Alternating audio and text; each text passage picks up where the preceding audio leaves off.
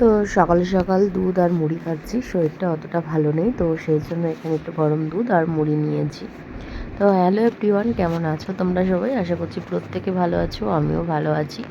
এখন না রাত্রিবেলার এডিট করতে পারছি না, যতটুকু ভিডিও করছি তো সকালবেলা এডিট করার চেষ্টা করছি। আর আমার চুলটা দেখালাম কি অবস্থা, মানে আমি দুদিন একদম নিজের থেকে মানে চিরুনি করিনি, তো সেই জন্য এরকম অবস্থা। শরীরটা ভালো না থাকলে আর চুল আর যত্ন।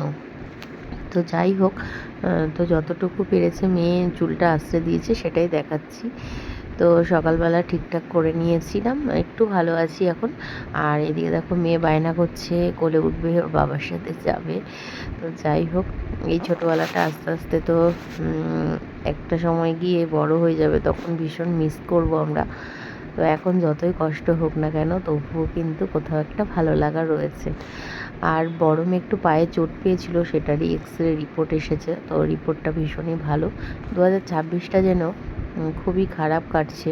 তো যতই আর কি ভালো থাকার চেষ্টা করছি না কেন, কোথাও থেকে হয়তো হঠাৎ কোনো বিপদ আসছেই।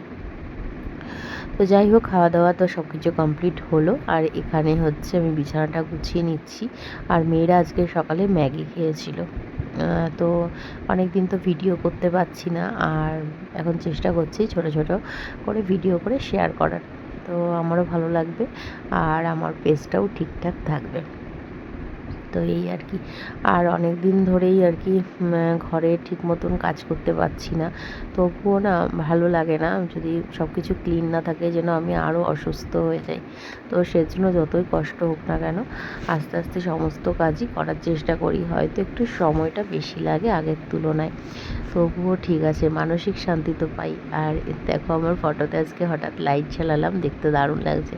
তো আজকে শ্যাম্পু করেছিলাম ফ্রেশ আরও যাতে লাগে আমাকে, তো সেই জন্য তো একটু দুপুরবেলা ভাত ঘুম দিয়ে এখন একটু রেডি হয়ে নিয়েছি, একটু বাইরে বেরোবো। আর বাইরে বেরোলে আরেকটু যাতে ভালো লাগে, তো সেই কারণে।